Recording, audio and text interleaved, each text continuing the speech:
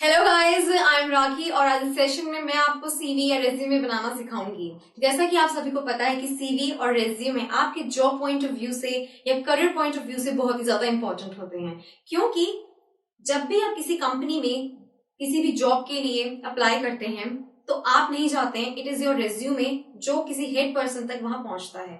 अगर वो head person आपके रेज्यूमे को चेक करता है और उसे अगर आपका रेज्यूमे बहुत ही ज्यादा इंप्रेसिव लगता है तो ही आपके पास कॉल आता है उस कंपनी से फॉर इंटरव्यू। ठीक है, तो सबसे पहले मैं आपको बताऊंगी कि what is the difference between CV and resume. India के अंदर सीवी और रेज्यूमे में कोई खास डिफरेंस नहीं है, लेकिन बहुत अलग कंट्रीज हैं, बहुत अलग अलग कंट्रीज के अंदर सीवी का मतलब अलग होता है और रेज्यूमे का मतलब अलग होता है। CV means curriculum vitae. Curriculum vitae हमारी पूरी डिटेल्स कैरी ऑन करता है, लेकिन resume it is of just 1 और 2 पेज, सिर्फ 1 या 2 पेज का होता है रेज्यूमे, जिसमें हमारी सिर्फ बेसिक क्वालिफिकेशन और बेसिक डिटेल्स होती हैं। लेकिन करिकुलम वीटे के अंदर हमारी प्रॉपर एजुकेशनल क्वालिफिकेशंस होती हैं। Okay, so this was the difference between curriculum vitae and resume. बात करते हैं अब हम किस तरह से अपना करिकुलम वीटे या रेज्यूमे लिखना स्टार्ट करें। तो सबसे पहले आप जाएंगे माइक्रोसॉफ्ट वर्ड में। माइक्रोसॉफ्ट वर्ड के अंदर आपको बहुत सारी टेम्पलेट्स मिलेंगी अपने रेज्यूमे को या सीवी को लिखने के लिए। आप उन टेम्पलेट्स को सिलेक्ट कीजिए और उस लेआउट में अपना सीवी या रेज्यूमे लिखना स्टार्ट कीजिए।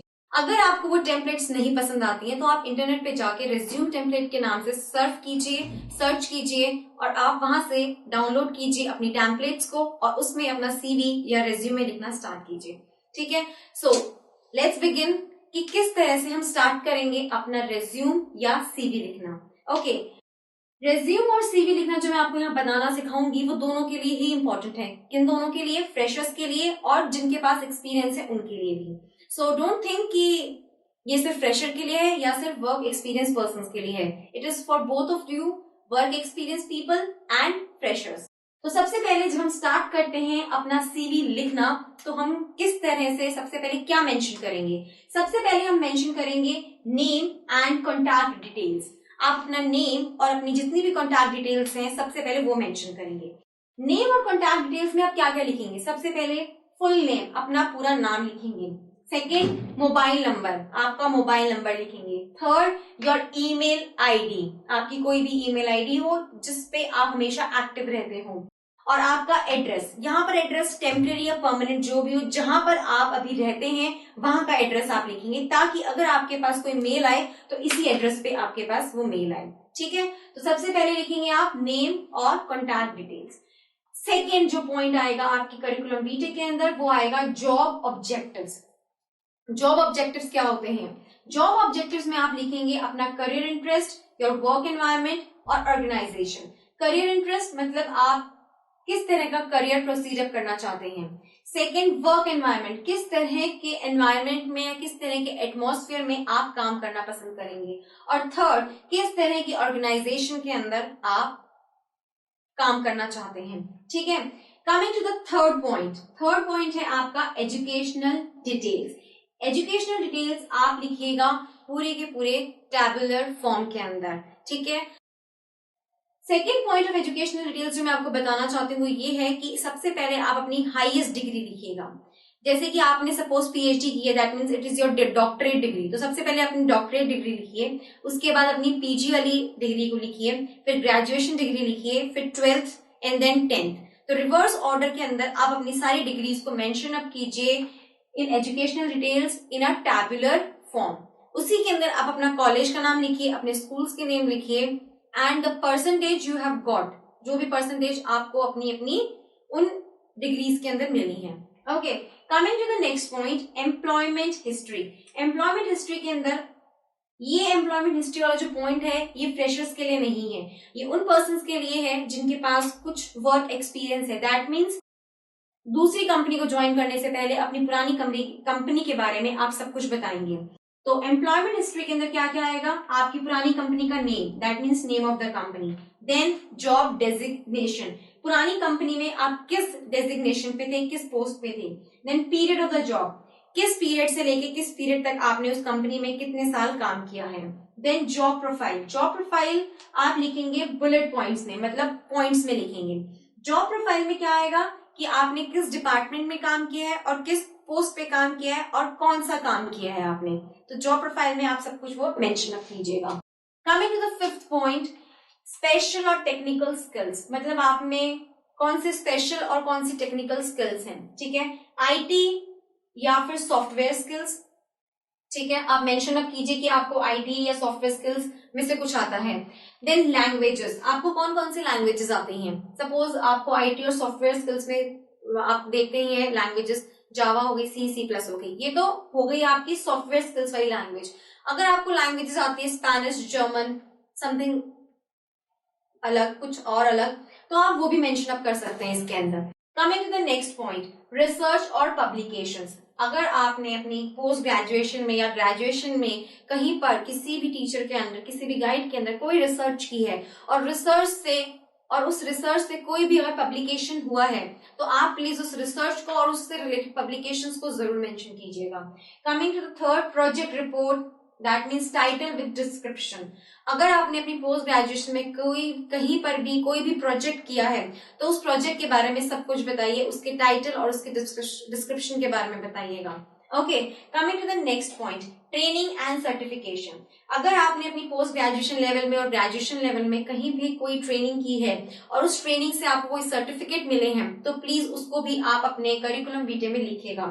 डिटेल ऑफ द ट्रेनिंग, किस तरह की आपने ट्रेनिंग की है, ड्यूरेशन ऑफ द ट्रेनिंग, कितने टाइम तक आपने उस ट्रेनिंग को प्रोसीड अप किया है, and name of the company, कि किस कंपनी में आपने उस ट्रेनिंग को किया है। ठीक है, coming to the next point, awards and achievements. ठीक है, अवार्ड्स एंड अचीवमेंट्स दो पार्ट्स में डिवाइड करते हैं, achievements from previous company and awards from school और कॉलेज। ठीक है, तो अगर आपके पास वर्क एक्सपीरियंस है, आप फ्रेशर नहीं हैं, उस केस के अंदर आप लिखेंगे अचीवमेंट्स फ्रॉम प्रीवियस कंपनी। पुरानी कंपनी से आपको क्या अचीवमेंट्स मिली हैं, क्या सर्टिफिकेट्स मिले हैं, वो सब आप इसमें मेंशन कीजिएगा। अवार्ड्स फ्रॉम स्कूल्स और कॉलेजेस। ठीक है, आपने कॉलेज में अगर आपने किसी कल्चरल एक्टिविटीज के अंदर या स्पोर्ट्स एक्टिविटीज में या डिबेट कंपटीशन में या पेपर प्रेजेंटेशन के अंदर कहीं पर भी कुछ भी पार्टिसिपेट किया है, आप वो सब इसमें लिखिएगा। मैंने यहाँ पर पॉइंट लिखा है हॉबीज। अगर किसी के पास में कोई अवार्ड्स एंड अचीवमेंट्स नहीं है अपनी पुरानी कंपनी के या स्कूल्स और कॉलेजेस के अंदर, तो आप अपनी हॉबीज को इस अवार्ड्स एंड अचीवमेंट से रिप्लेस अप कर सकते हैं। तो आप अपनी हॉबीज के बारे में जरूर बताइएगा।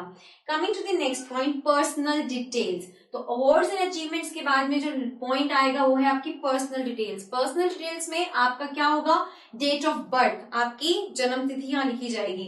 देन योर फादर्स नेम, आपके पापा का नाम लिखा जाएगा। थर्ड, मार्शल स्टेटस, आप सिंगल हैं या आपकी शादी हो चुकी है, आपको मेंशन करना पड़ेगा। नेशनैलिटी, आप किस नेशनैलिटी को बिलोंग अप करते हैं। Okay, for example Indian nationality. Coming to the next point, personal details के बाद आप लिखेंगे रेफरेंसेस। रेफरेंसेस बहुत ज्यादा इंपॉर्टेंट है, क्योंकि अगर आप किसी भी कंपनी में अप्लाई करते हैं तो वो कंपनी का जो हेड पर्सन है वो आपको क्रॉस चेक करने के लिए आपने यहाँ पर जो रेफरेंसेस मेंशन अप किए हैं उनसे पूछ सकता है आपकी ट्रस्टवर्दीनेस के बारे में, आपकी ऑनेस्टी के बारे में। तो रेफरेंसेस के अंदर एटलीस्ट आपको 2 पर्सन्स के रेफरेंस देने पड़ेंगे जो आपसे सुपीरियर हैं।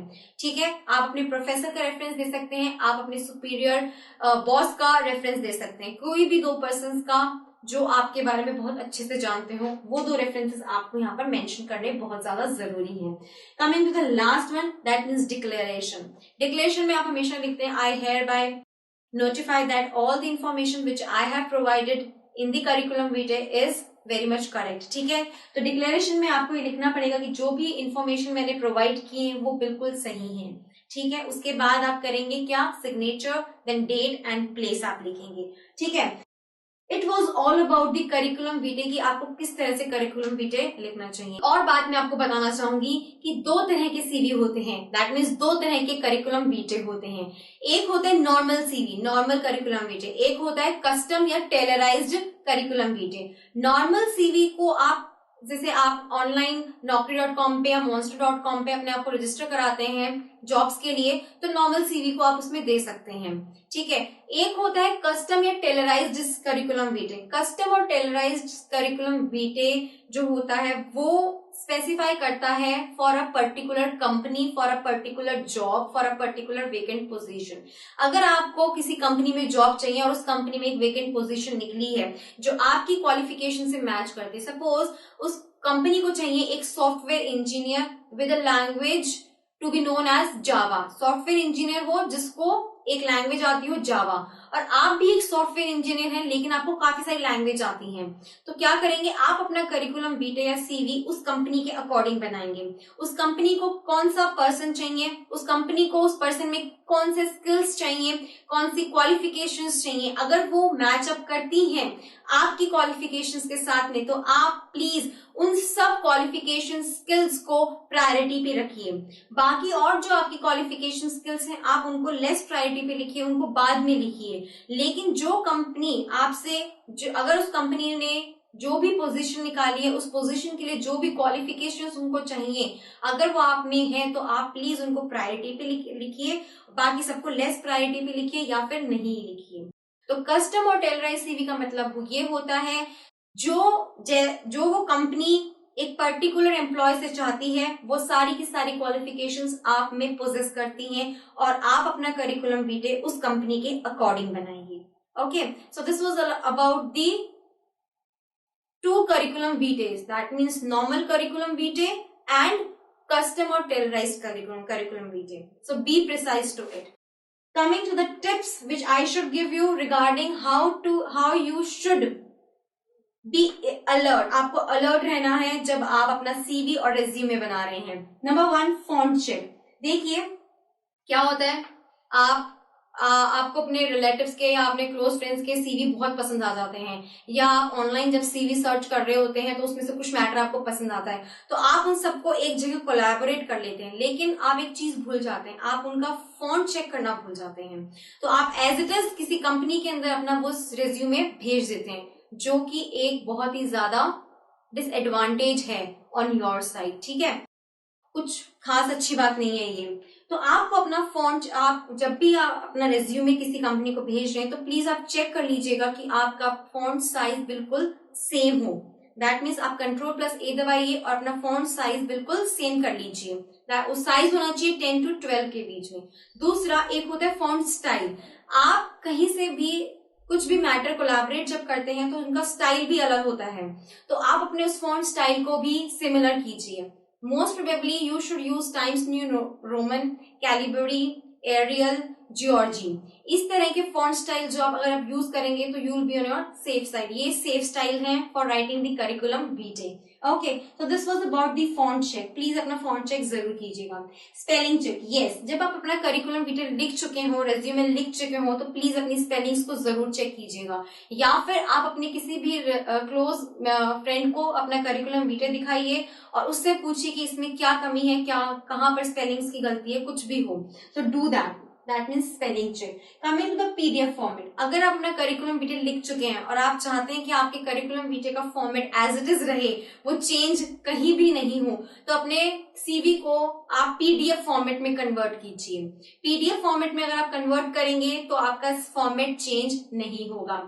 Okay, coming to the next one, be honest. जो भी आप इंफॉर्मेशन मेंशन आप कर रहे हैं, सपोज आप अपने करिकुलम बीटे के अंदर अपनी सैलरी के बारे में बता रहे हैं, तो please be honest to it. क्योंकि अगर आप इंटरव्यू के लिए जाते हैं और कोई आपसे पूछे व्हाट इज योर सैलरी, या देखिए what is the salary you have written in the curriculum vitae, और अगर वो उसे क्रॉस चेक करना चाहें by asking your pay slip, your bank account statement, या फिर वो आपकी पुरानी कंपनी में कॉल करके एचआर मैनेजर से पूछ ले कि इस बंदे की क्या सैलरी थी फॉर दिस पोस्ट, तो please be honest for it. अब जो भी आप कुछ मेंशन करें सैलरी से रिगार्डिंग या कोई भी डिटेल्स आपने यहाँ मेंशन किया उसके regarding, please be honest, cross check हो सकता है। Coming to the next one, last one, good quality of the paper. Yes, you should use good quality of the paper while you are sending a resume or a CV to a company for a job. ठीक है, so these all points you should keep in your mind while writing your CV, and ये सब कुछ जो मैंने आपको बताया है इसी वे में आप अपना करिकुलम बीटे बनाइएगा, इसी मैनर के अंदर। Name and contact details, job objectives, educational details, employment history, special technical skills, training and certification, awards and achievements, personal details, references, declaration, इसी फॉर्मेट में बनाइएगा, बिल्कुल सही जाएगा। So this was all about the curriculum vitae और resume, and it is me Rakhi saying you all now goodbye.